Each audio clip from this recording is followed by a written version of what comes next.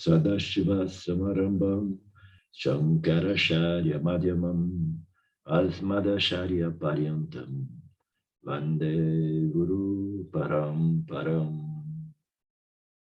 Ishvaro Guratmeti Murti Veda Vibhagine Vyomabda Vyapta Dehaya Dakshinamutaye Namaha Sava Vedanta Siddhanta Gocharam Tamagocharam Govindam Paramanandam Satsguru Pranatoshmaham Om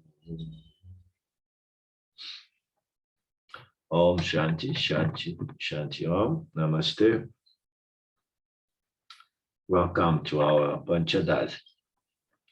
We begin today on the verse 15, okay?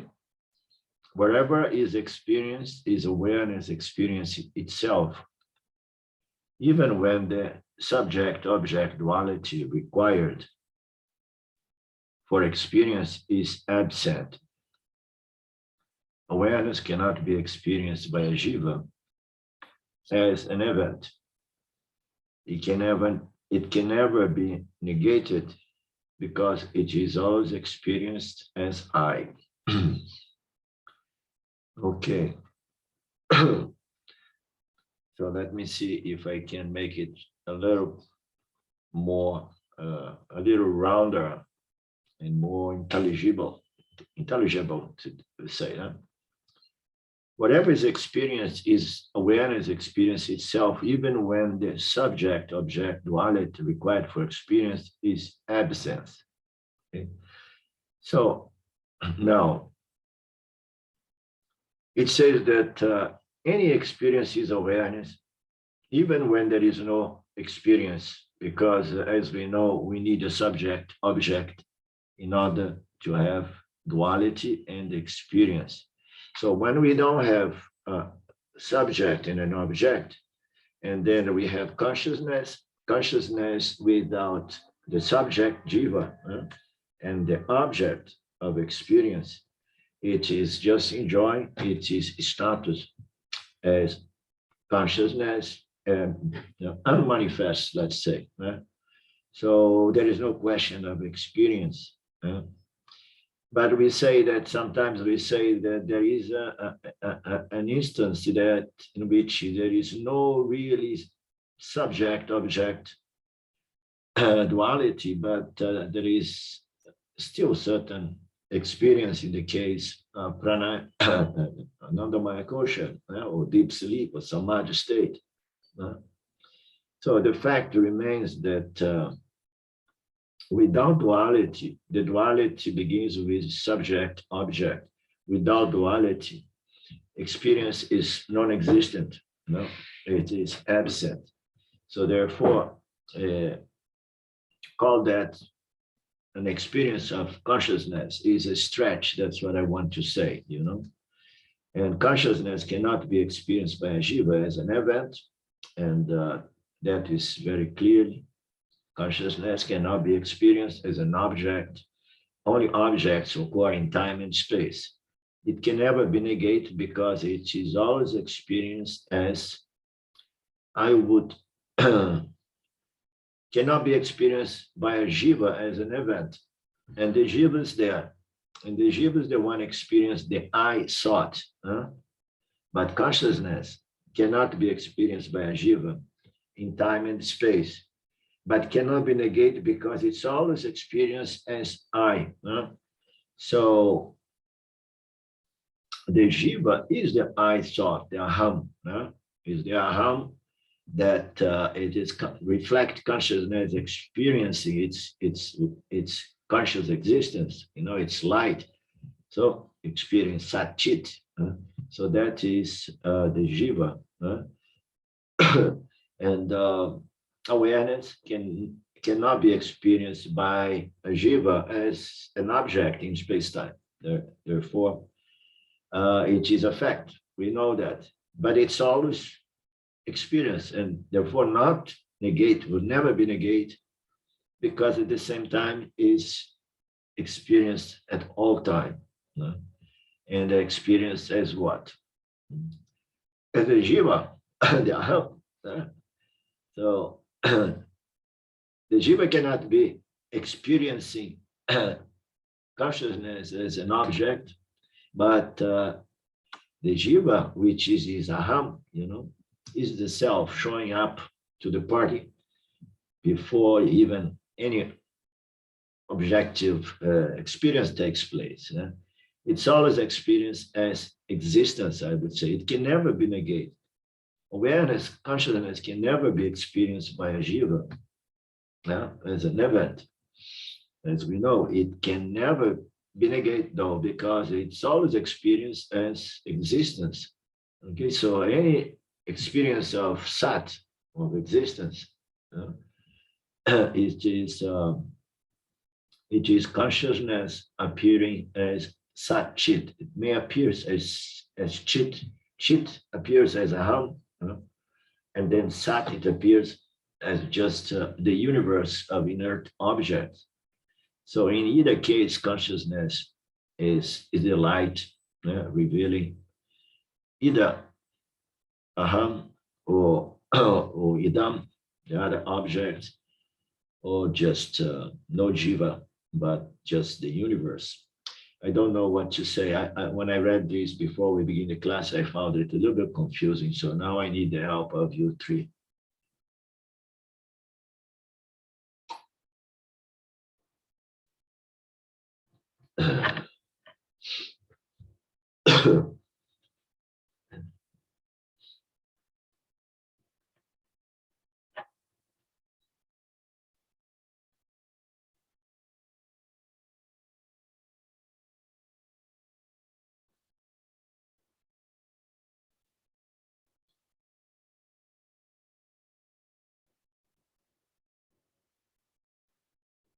And then when we look into this commentary here, I found it a bit confusing. It says, actually, awareness cannot be experienced as an event because events are objects in consciousness. And consciousness cannot be objectified without the help of Maya. So awareness cannot be experienced as an event, period, because events are objects of experience. Awareness cannot be objectified without the help of Maya. So again, more confusion to my understanding here, because why to bring Maya into the equation here? Awareness cannot be objectified without the help of Maya. Awareness cannot be objectified, period. What Maya does is to produce a superimposition on awareness that appears as the universe, sat, existence. But this is not really awareness being experienced, in space-time. This is just, Mitya being experienced, with the help of Maya. And awareness can never be objectified without the help of Maya, because Maya is going to produce a Mitya world to be objectified by consciousness itself. Consciousness cannot be objectified without the help and cannot be objectified with the help of Maya either, because all Maya does is to superimpose names, colors, and forms to that which is consciousness. Furthermore, experience is of a lower order of the one reality, and awareness is of a higher order, so there is no connection. But now we have the last passage here is that consciousness is Satya, and there is no question of any experience in Satya. Experience occurs in Mitya, which is an apparent secondary order of reality, in which consciousness split into subject, object. So one is a higher order of reality, and one is the lower, and they do not connect. So they do not connect.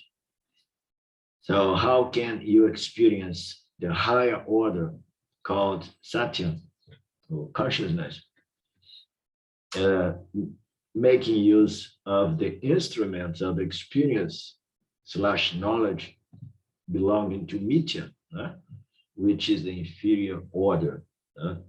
So you cannot, because Satya belongs to the superior order, experience belongs to the inferior order. Inferior order is Mithya. It is the consciousness shining, as the world, and with the Jivas and Jagata. So this closing is clear. So awareness cannot be experienced because the only instrument for knowledge experience is the body-mind complex of the Jivas. And this body-mind complex, it belongs to the Mithya reality, okay? It's like the body-mind construct of the dreamer belongs to the dream world. Whatsoever it is experienced and known there cannot be transferred to the awakening state because there is no connection between those two orders. You understand? So what belongs to the dream state cannot be transferred. You have credit, a lot of punya credit in a dream that you had because you did good deeds or you had some wonderful epiphanies and so on. And then you want those punyas transferred to your awakening. And not necessary. The same way we know that any crime we may commit in the dream will not affect our status in the awakened state. So those are these different orders that somehow they appear to be so intimately connected because, as we know, Satya pervades Mithya. Is the substratum on which Mithya is projected. But Satya is the only reality, and nothing can affect Satya. And therefore, this Satya, this consciousness, cannot be captured as an object of experience or knowledge through the body-mind complex, which belongs to Mithya. So, but then remains again and again this apparent contradiction. So if the Jiva lives in Mithya and he has the body-mind complex with this intellect, and then he wants to know the world, and then it comes to a point that he wants to know something more than the world, he starts looking for some fundamental existential answers about its true nature, its true identity, and so on. And then again, we say, how can the body-mind complex of the Jiva know something that belongs to Satya if Satya and Mithya, they do not connect? So we find ourselves in this, how can we solve this apparent contradiction?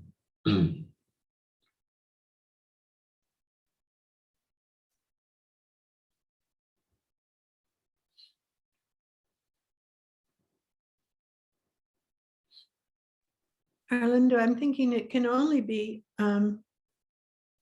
somehow understood as non-duality, ekam, just one thing. Experiencing itself when it experiences duality. You have to be at a different vantage. You can only really, I think, get this if you're standing as awareness. Yeah, absolutely. So how can the Jiva, the body-mind complex, know something which is from a higher order of reality, and which is not really connected with the lower order of reality. So how can the Jivatma know that? And it can only know that because it understood, I am that. You understand? Yes. So the Jiva Atma, the Jiva in its body-mind complex, it's matter/energy. It will never understand the higher nature of reality. You understand? Because they somehow they don't connect. But what connects such a Jivatma and Paramatma connect. Yeah, what connects here is the Atma, Jivatma, Paramatma. This is the common ground, the common denominator. And then it is the Atma of Jiva, that somehow makes the connection, because there is no question of connection either. Connection is for the people in yoga that believes that they have to reconnect with the self. Now, Jiva is Paramatma, and it was never not connected. And this understanding is what allows something that apparently belongs to the lower order,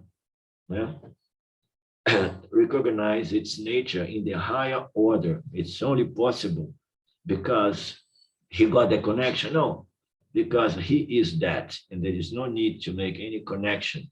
Okay, I am the substratum. No, I am consciousness. I am existence itself. So it's very simple. Anything else?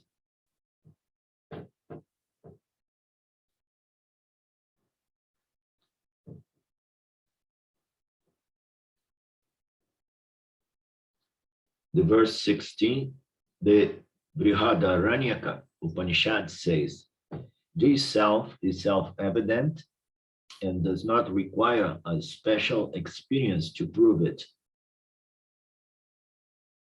The Tapaniya Upanishad says, consciousness is experienced before the Jiva experience any object.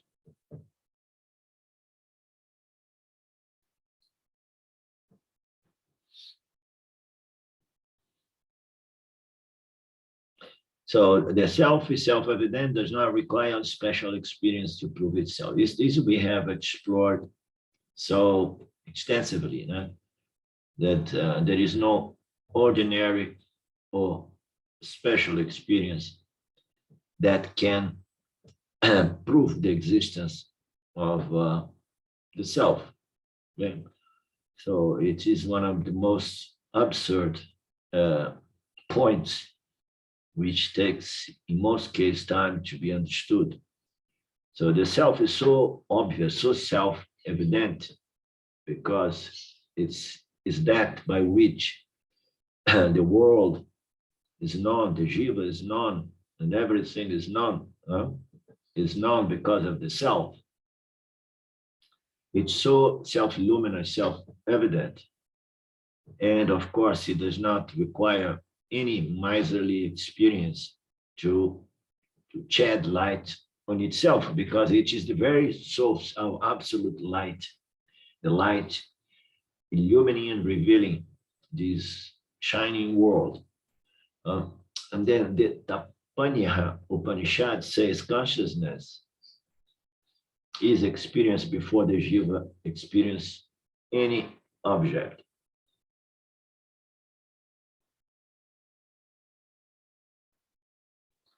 Yeah, so how consciousness is experienced? Again, we go to the same about experience. Experience takes place when there is duality. So consciousness is experienced before the Jiva experience an object. So if there are no objects and then there is no duality, and here it says consciousness is experienced even in that case, okay? So, but consciousness is experienced before the Jiva experience any object And it does experience, it is experienced, but it's experienced as aham, as we know. You know? So we are in deep sleep, there is no aham. And then when we wake up, and then there is this first thought, I am, I exist, aham. And then the world follows, and experience begin. So before before the thoughts of the world came, there was only one thought, and this thought is aham. So is this aham an object? This thought, I am, I exist, or it is just reflected consciousness, you understand, in its pure formation. But as we have seen a few times, reflect consciousness is still an object. It is the most pure aspect of consciousness manifest as thought. Okay, what Isagadatta Maharaj used to say, go back and hold on to this aham. So when we say that the Jiva experience aham, and then the objects, consciousness is experienced even before the Jiva experience aham, and much more clearly experienced during the presence of the object, because, and then we know consciousness is revealing the world. So consciousness is experienced before the Jiva experience itself as aham, and experience as the world of objects. But consciousness without aham, there is no question of experience. Consciousness requires aham in order to go into experience itself as aham, experience the world as idam, and further down the road, experience itself as aham brahmasmi. I am that Brahman.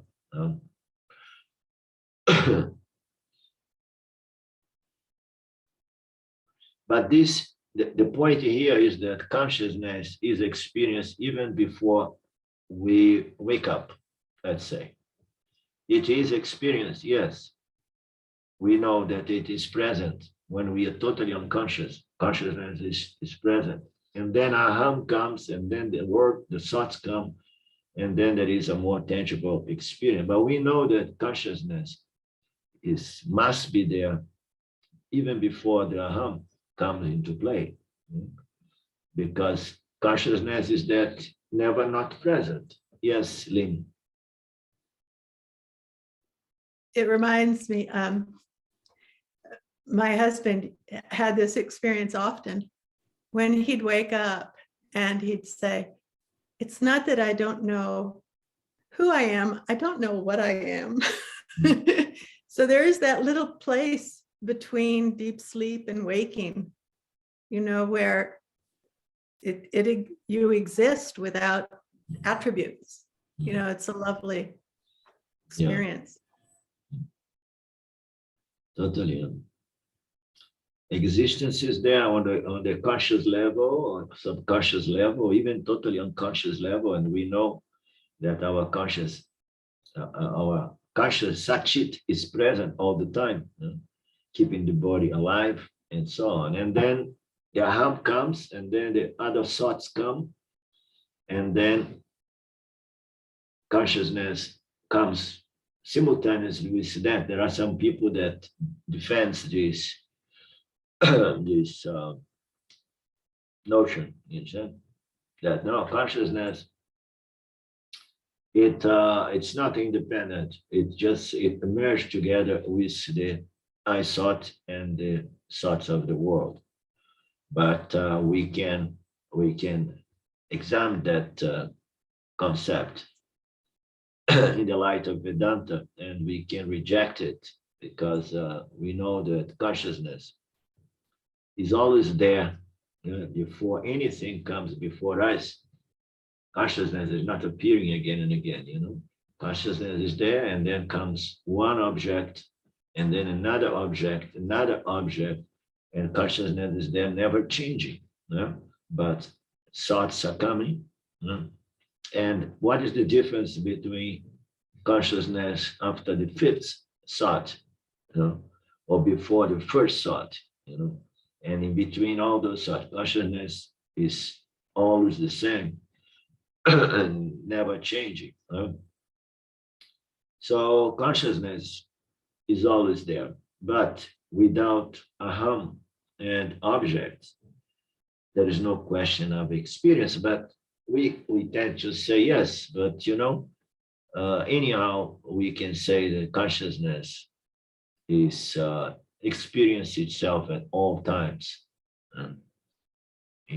Sometimes we even say, even in the absence of the universe, okay, which is again an apparent contradiction, because without the universe, we know consciousness is one without a second, non-dual, and therefore there is no possibility of experience. But we could say, but there is potential for experience. And in retrospect, we can say consciousness is always there. Therefore, there is always potential for experiencing itself.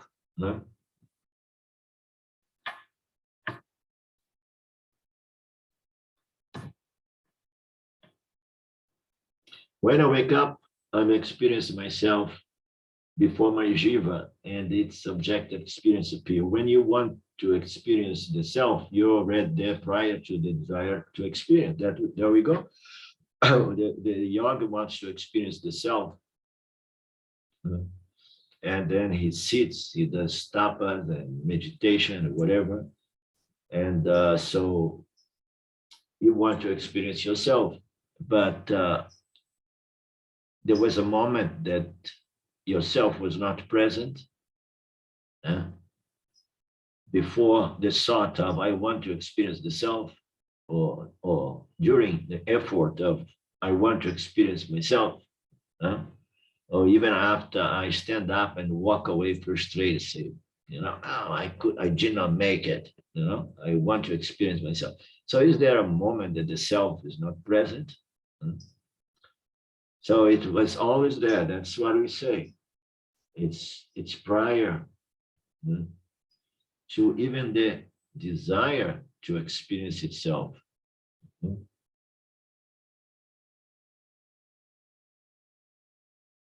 The Mundaka Upanishad says everything is experienced because you are experiencing yourself.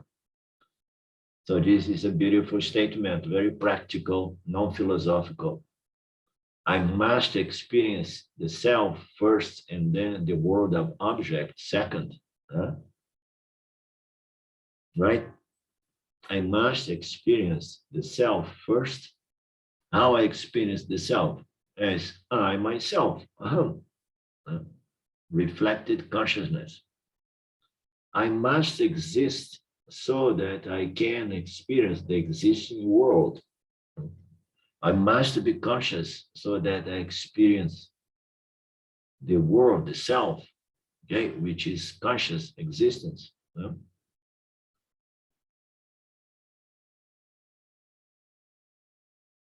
How can we experience everything in the world without experiencing the self first? Is there a way, Claudio?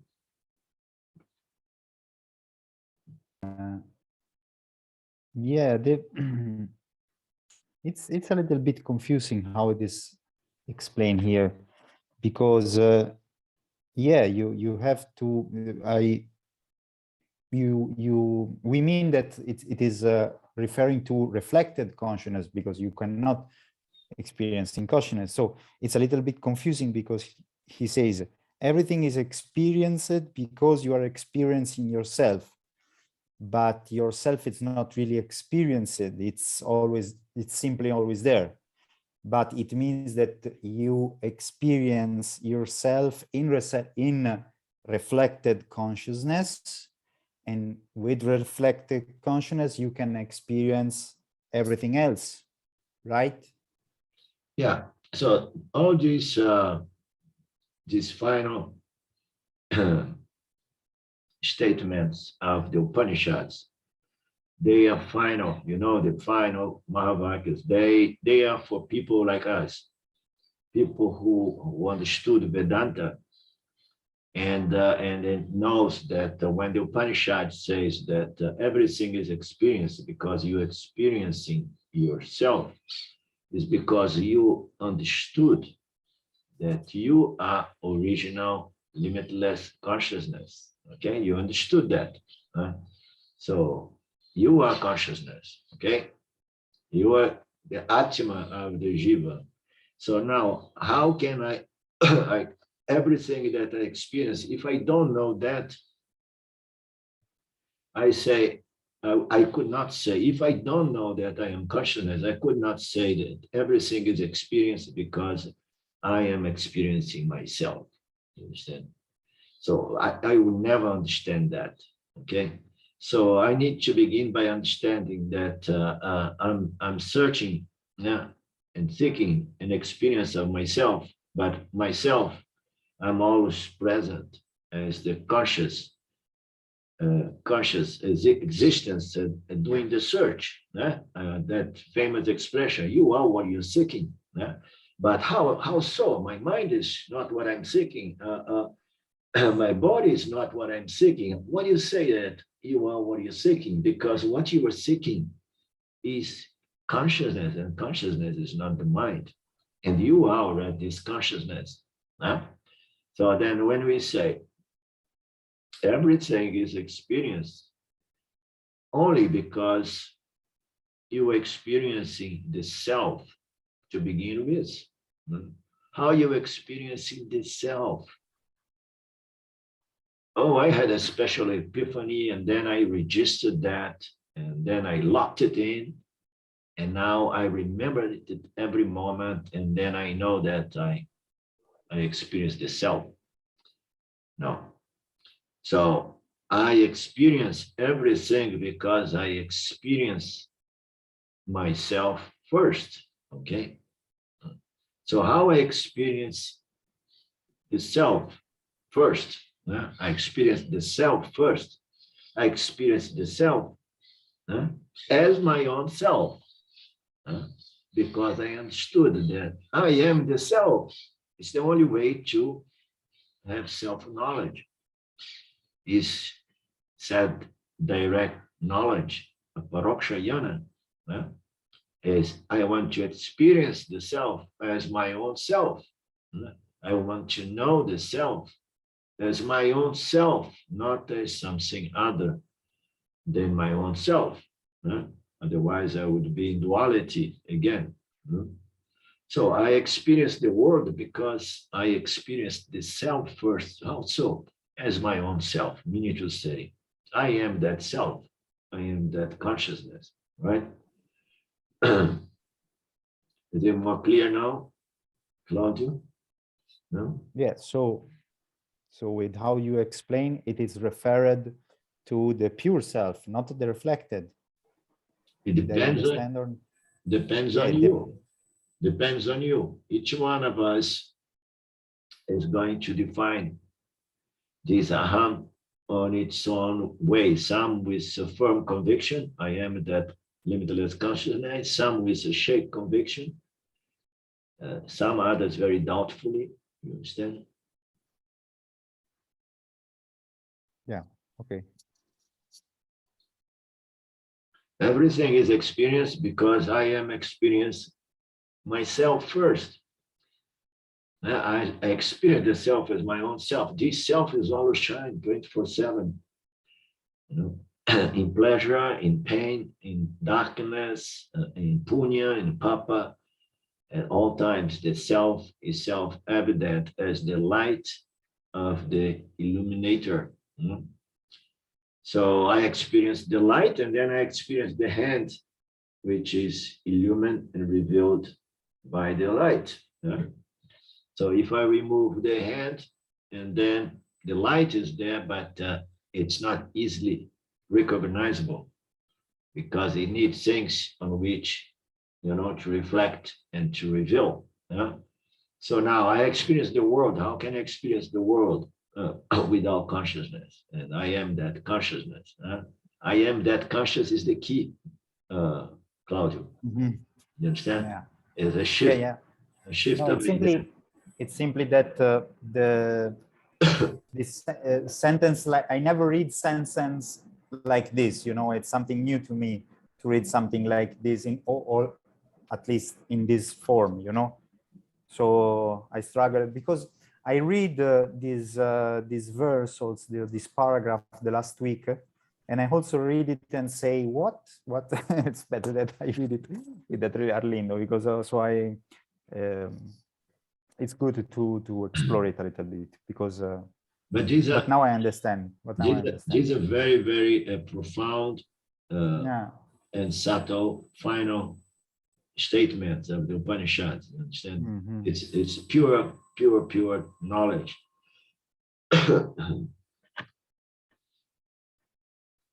When you experience an object, you experience yourself, but you don't think you experience yourself. When you experience the hand, you experience the hand and experience light, but you discount the light. So I experience myself as the light that reveals the object.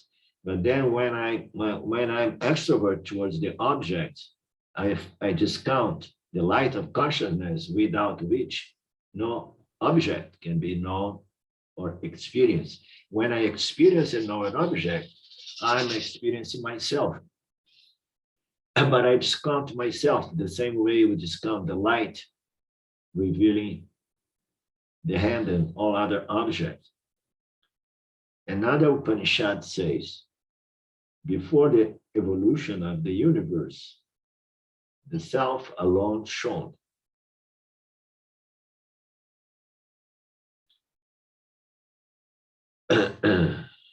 It shines and everything shines after it. In its light, the universe is revealed. This is a beautiful, famous statement. So before the universe is projected, the self alone shone. It shines and everything shines after it. Why it shines? Because the world reflects this Satchit. It's just like consciousness comes and then it reflects the world. The world is shining in this mirror-like conscious existence produced by Maya, the Prakriti of Maya. Before the evolution of this universe, the self alone exists. And then it shines, and then the world shines with it. So how can the world shine without this shining world of the universe, of Brahman? In its light, the universe is revealed, as we know.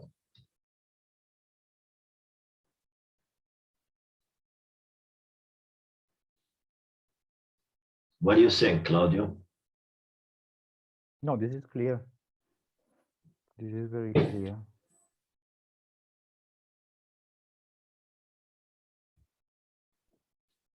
It's prior to the universe. It's always present. The essence of self-knowledge, limitless consciousness, is the ever-evident I. So self-knowledge happens to the I, to the aham. So because, as we know, consciousness, it somehow it appears in mithya. It shines in mithya, in the intellect, the human intellect, in the case of our planet, as aham. Right? Now, aham is this reflected consciousness. So the essence of self-knowledge is the ever-evident aham. Aham is the essence. It's the key. And this aham has to understand it is nature as limitless consciousness, not as the thought I am. You know, this aham is the advertisement of the absolute consciousness. It manifests in Mitya as aham. As aham, this aham almost invariably identifies which is inferior nature and then suffers the sense of limitation and so on. So the essence of self-knowledge is that consciousness, this aham is limitless consciousness, and this aham is ever self-evident. It's self-evident, it's ever evident, it appears as aham, and this aham is not the body-mind, this aham is limitless consciousness. This is the essence of self-knowledge, what we were saying before. It happens to this aham when this aham understands its superior nature and claims its identity in its superior nature as consciousness. You are Yani. For you to say, I am a Yani, you need four things. No. It's saying something different here. If you are Yani, there are four things that you know when you use the word aham. One is I am consciousness, and consciousness is not part, product, or property of matter, of the body. And then we know those four features of consciousness. And it's saying here, when the Yani say I, it refers to consciousness as presented by its four features, not part, not product or property, an independent principle or independent entity which pervades and then leads the body, but not limited by the body. And it goes beyond the bodies in all directions. And when the body dies, this consciousness remains intact. And this consciousness is like space, in which all bodies appear, including my own body. So here there is a suggestion that in order for you to say I am enlightened, you have to remember those four features of the I, of the aham, every time you use the word I. But it's not really a case.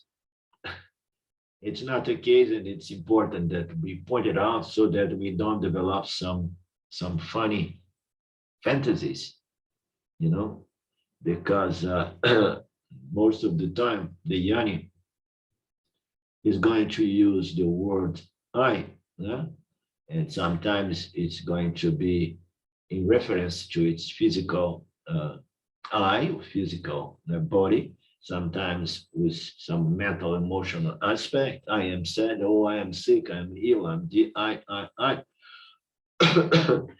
And not necessarily the Yani is there, remember, that no, it's just like, it says he has no problem to identify with its inferior nature, you understand, as the five koshas, okay?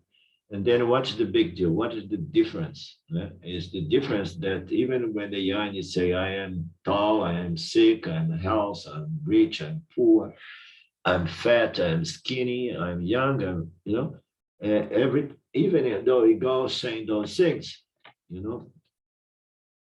deep inside, it knows that all of those I am this and this and this refers to one's transactional status, as a body-mind complex. But deep inside, the Yani knows that I am limitless, free, and independent consciousness, okay? So it's important we understand that. Excuse me.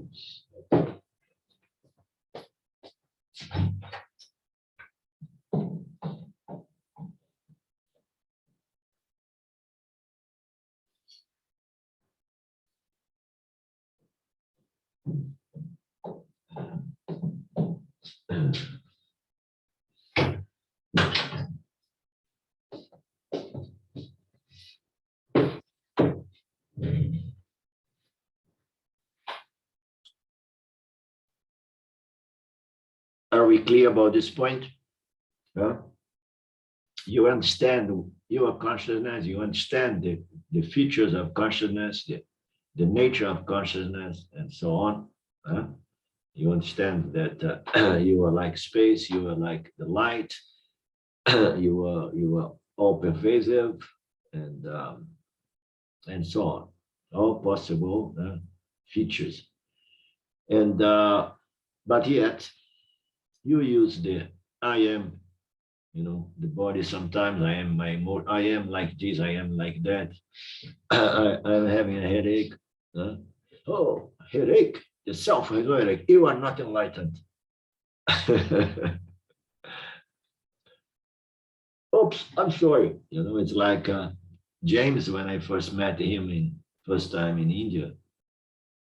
He was so annoying. You could not ask him, how are you doing today, this morning? And he used to, oh, well, I'm always whole, full, and complete. I'm always great, always good. And then somebody told me, forget about asking these questions to him, because he gets confused.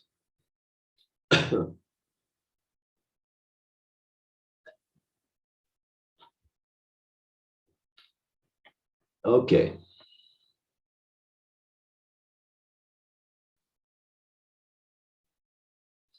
If you understand these words, you do not require more proof for your enlightenment. If you continually require proof of this statement, your knowledge is not stead, and you cannot be said to be a yoni. So you understood these four features. I present here four features, and then you say, yes, now I'm fully convinced, and that I don't need any proof that I am consciousness. I understood my nature, and I claim my nature because I assimilate this knowledge, this self-knowledge. But if this knowledge is not properly assimilated, it's going to be waving. And then again and again, I'm going to go back to the text, and I'm going to try to have an experience or understand better these statements. And this is part of the process, And then it means your self-knowledge is not hard and fast, not fully assimilated. It's not technically correct to say that consciousness exists before the universe, because creation is a projection of ignorance.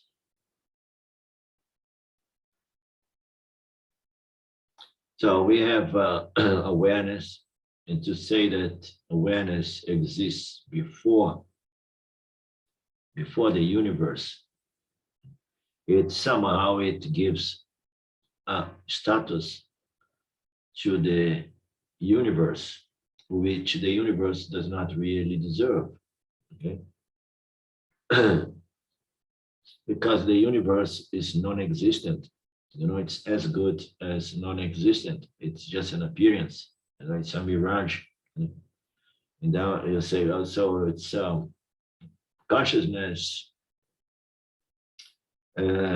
exists before the mirage. You say, now it's like, say, the sand in the desert exists before the mirage. So it's overestimating a mirage, which is not real, and it's giving too much power to the mirage. You understand? So awareness exists is the only reality, period, because this projection is just ignorance. But it helps us to construct our understandings when we say that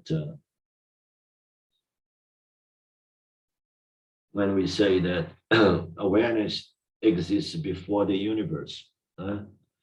Because we can never present the ultimate truth to most people, to say the universe is not really real. It's just a projection. You understand? So if we say that, most people are not going to benefit from that. And then until we can understand the final teachings of some of these Upanishads that negates, 100% negates the reality of the universe, to establish that the only reality is conscious existence. And then it helps us to think in terms of time, space, and consciousness, which is there. It's there before the universe manifests. Because when we look into the projection of the universe, we take into account that there is consciousness, and then there is a certain power, and then consciousness associated with a certain power in certain circumstances, and then being, we have the universe, and everything depends on this consciousness. And then we say, okay, consciousness exists even before Maya came into play. But Maya is just non-existent. The universe is not really existent. And then, but it helps us to understand. Technically, it's not really absolutely correct, but it's a good tool. How can that by which the whole universe is known, be known by anything other than itself?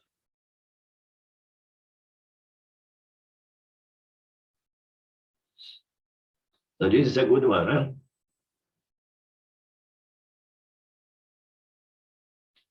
So how you know what you know, Claudio? Yeah. How I know what I know. Yeah, it's too difficult for me in English, I tell you, but I understand. It's very clear for me, because yeah, how it is possible to, can you know, okay, sorry, my English is poor for No explaining problem. this, but but it's a very good sentence, it's very. How can that by which the whole universe is known be known by anything other than itself? So let's imagine that the entire universe is known by by chit, by consciousness, awareness. So the light of consciousness, the whole world is known by the light of consciousness. Of course, consciousness is going to shine in the human mind, and the human mind is going to illumine its environment and know the objects around. So how can this consciousness, which is the source of chit, without which the universe is not known, or by which the universe is known, how can this source of chit, of consciousness, be known by anything other than itself? If it is the only source of chit, only source of consciousness from which, consciousness is transferred, as we have seen in Drisha, from one, seer to another seer, to one illuminator to another. So it begins from consciousness. And from consciousness, everything is known. Now we want to know consciousness. So how can you know this consciousness if not by itself? If it knows by itself. So that explains the phenomena of self-knowledge. It's known by itself. Okay, it's known by consciousness. And then who gets self-knowledge, Claudio?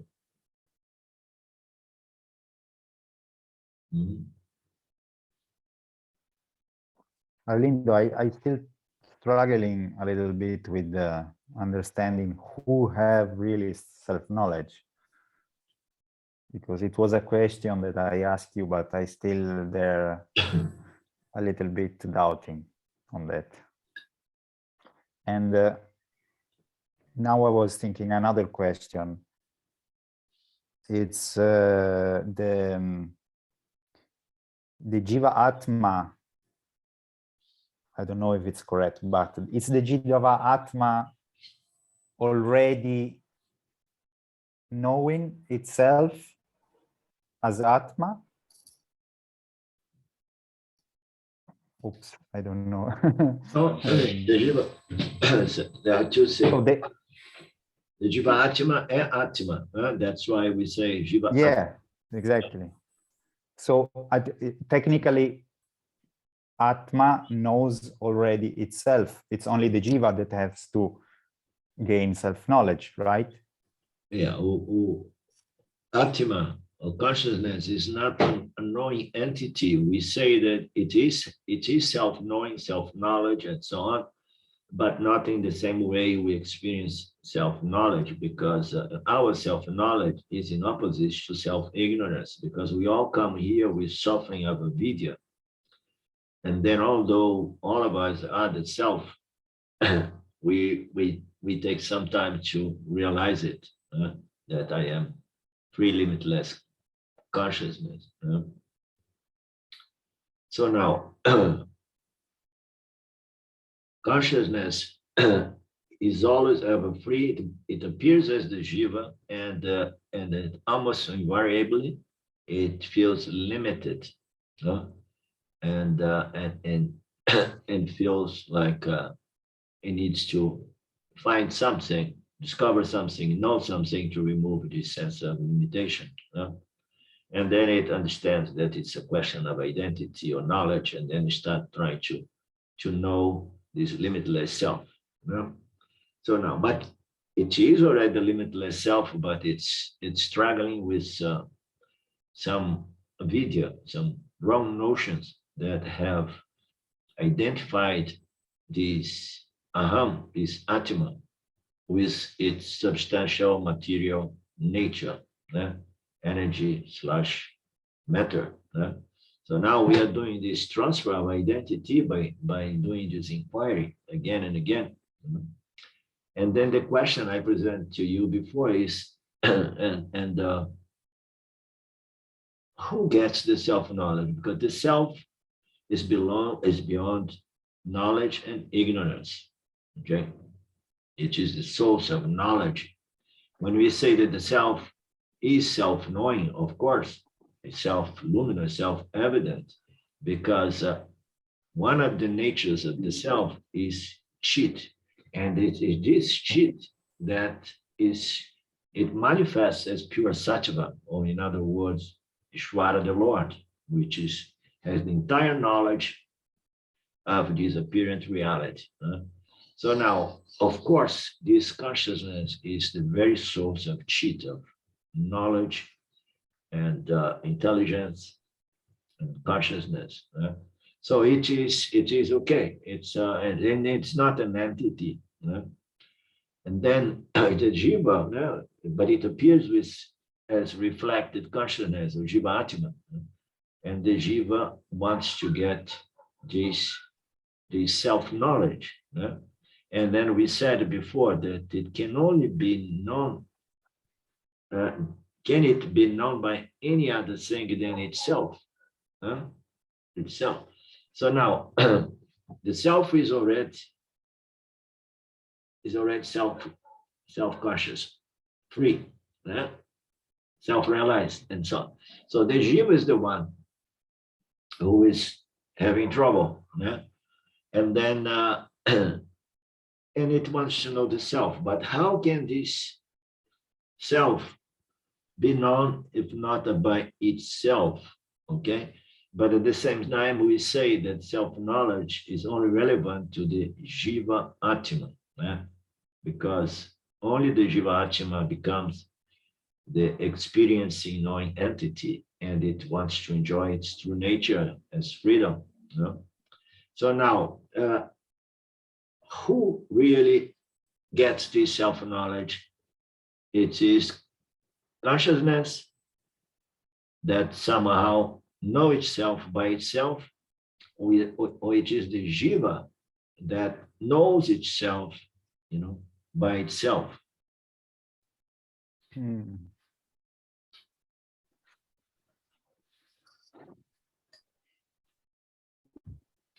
It's both of these words, experience and knowing, they both have an implied meaning that doesn't work for the Jiva.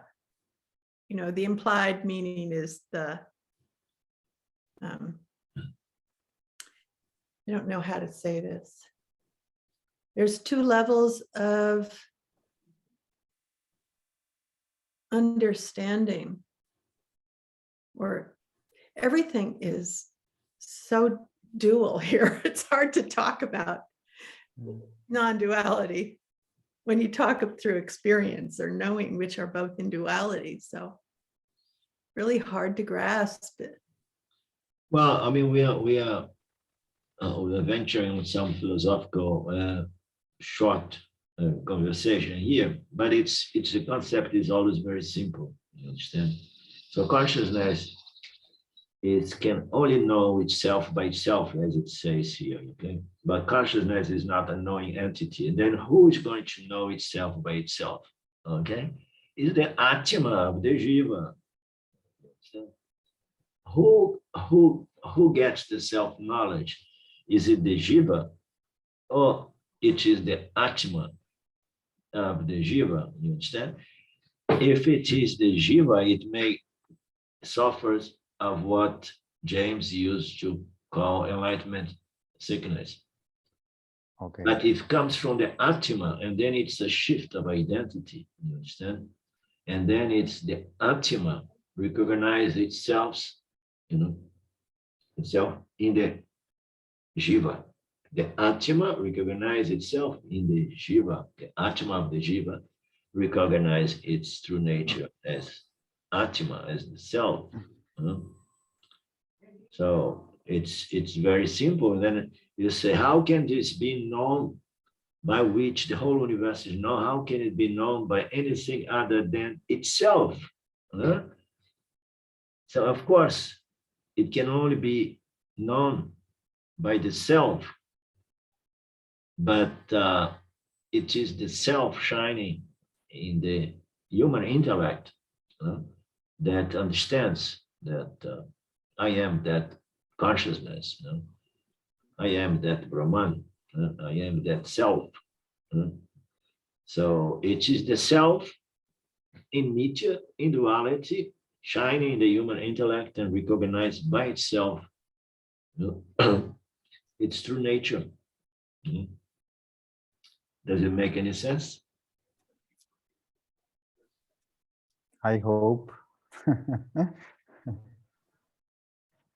Yeah, because when in this last year I start to understand better and better, there was a certain point that I say, okay, the self is always ever present.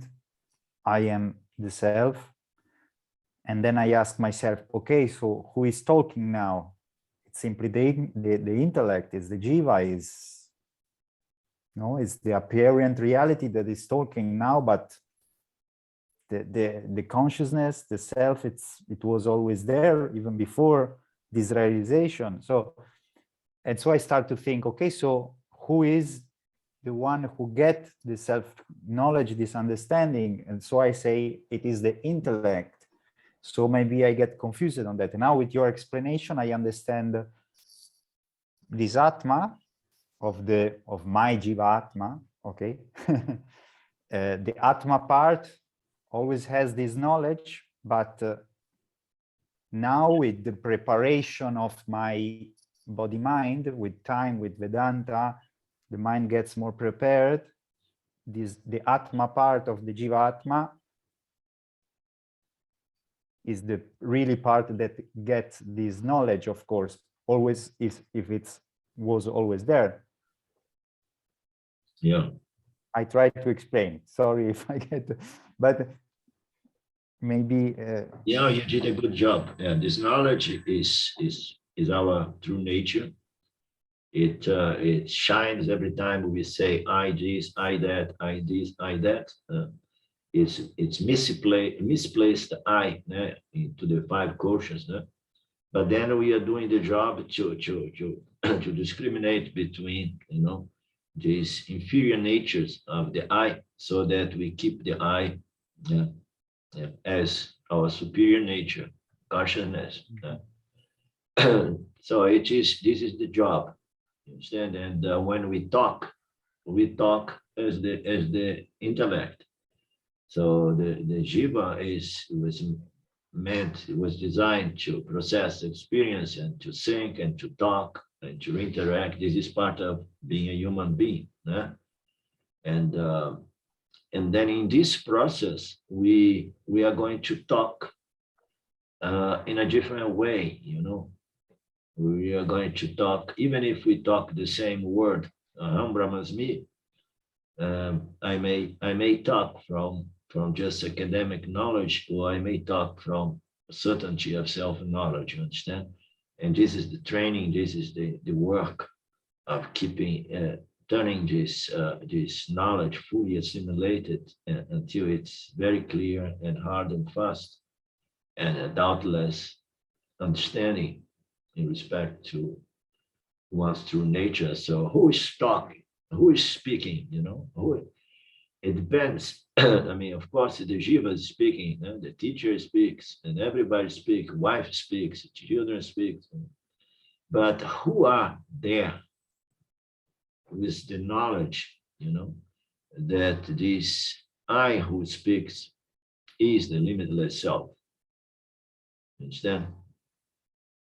So it says what it says, but this has to be permeated with this knowledge, understand that I am a limitless consciousness. And when we have this knowledge, usually our thoughts and words and deeds, they are more harmonious with the truth, as revealed by the scriptures as well. You understand? But it's still just thoughts, words. So either we think in harmony with the scriptures, and ultimately in harmony with our true nature, or we think and talk and act identified and harmonized with our inferior natures, and then we get in trouble in general.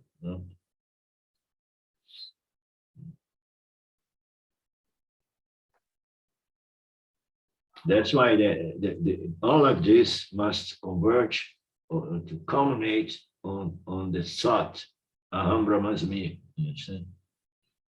Aham Brahmasmi.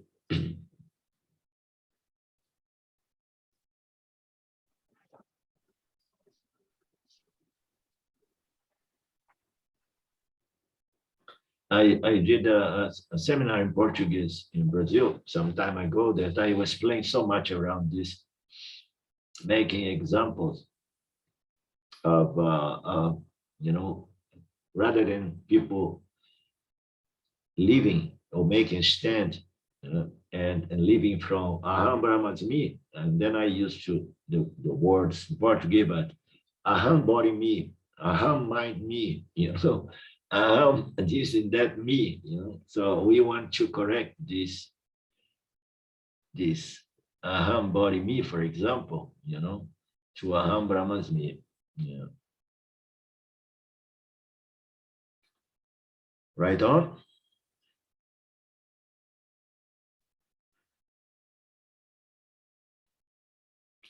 Okay, we meet again next Thursday.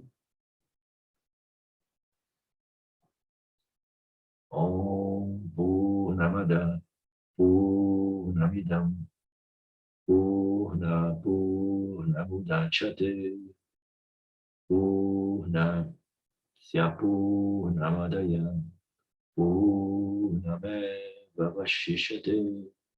Om Shanti Shanti Shanti. Okay, my friends. Namaste. Thank you. Thank you. Love you. I hope it was not too heavy, this philosophical session of ours today. Thank you, Linda. Did a brilliant job. See you soon. Thank Ciao. you. Bye now. Ciao, ciao.